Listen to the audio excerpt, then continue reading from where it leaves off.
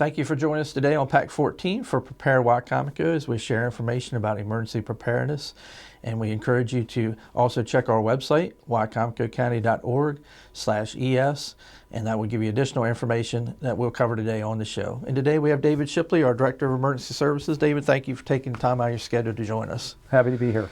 And we're going to talk about cold weather. So we're going to transition, as we were just talking about, we're going to transition out one season and get ready for cold. That's correct, transitioning from the hurricane season to the cold. The first thing I'd like to say is that one of the major things that you can do is stay indoors when it's very cold. Don't go outside unless it's absolutely necessary. And if you have to go outside, do it during the daylight hours. Also, you should dress in layers. That gives you the opportunity to dress how you feel so you may not over sweat, which that leads to the next thing is keep your clothing dry. If you get wet outside, go in and change. If you have to do it more than once or twice in the activity that you're doing, you should go ahead and do that. And we also have to be mindful of our neighbors and other people who may need assistance. Just because it's a different season doesn't mean those folks might not need assistance. We help them when the heat is out, but we also need to help them in the cold.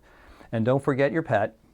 They're just as susceptible to cold as anyone else.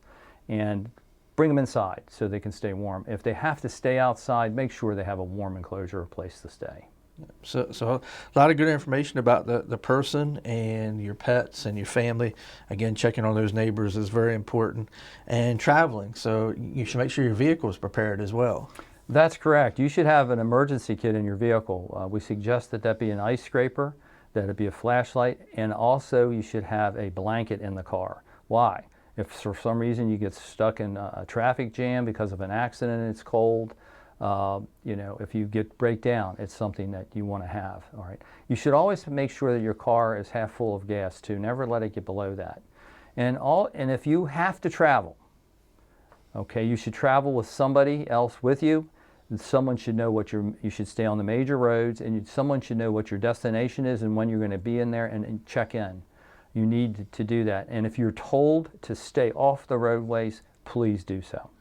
And as you mentioned, staying off the roadways, we do that occasionally. You work with our county executive and put out an order to stay off the road. Is that correct? That's correct. When snowfalls get around 6 inches or more, so public works people it helps facilitate their movement of the snow and getting the roads clear. So when it'd be safe for you to travel on them.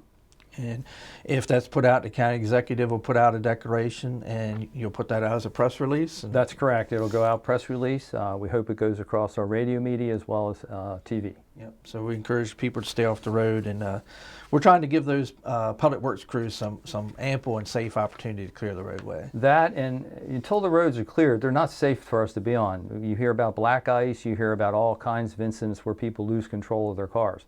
If you don't have to drive, like I said, don't drive. And that's great advice. So we also, cold weather, we're susceptible to wind and ice storms, and our power could go out. Yes, you need to actually have an emergency kit, the one that we talk about all the time, the 3-day emergency kit, because you don't know how long the power outage is going to be. So you can go to our website that you've already mentioned, and it has the contents of it. But basically, you have food for 3 days for every member of your family, and don't forget your pets, and then also have a gallon of water for everybody for 3 days.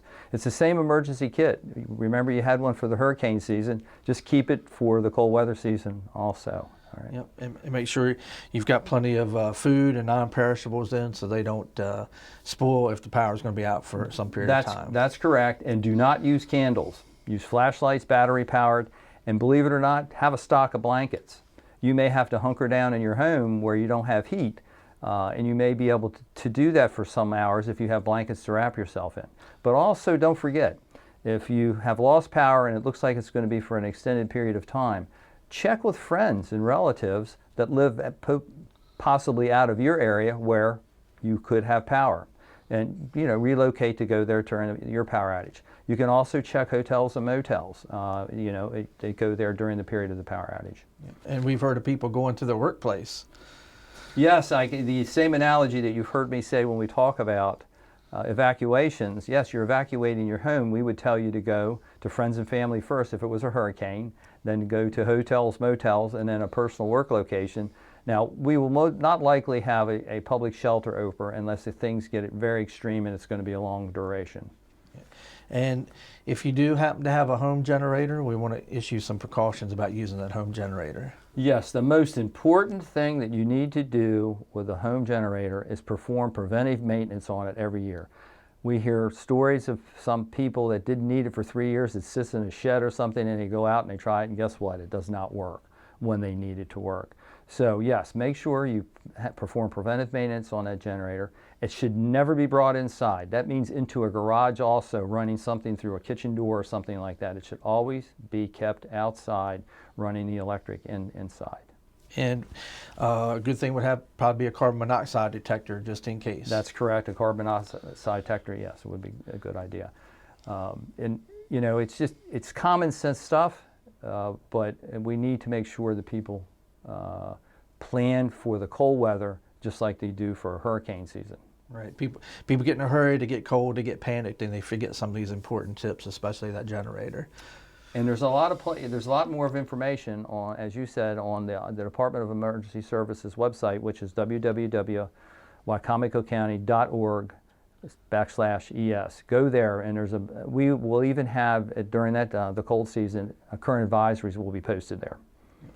And then just a reminder of viewers, we also have, for those viewers who are Haitian Creole and Hispanic, we have resources for them. Yes, on our website, when you call the website up, you look to the right-hand portion of it, there's a section called Quick Links, and there are 2 icons that you can touch, and that will translate it to Haitian Creole and also Spanish. So great information to share with the public for cold weather, and we thank you for taking your time out of your schedule to join us today. It was a pleasure. And thank you for joining us on Pack 14 for Prepare Wicomico as we share information about cold weather. And again, encourage you to visit that website. And again, be safe, and especially when you use the generators, to be very safe in your household. And thank you again for joining us today on Prepare Wicomico.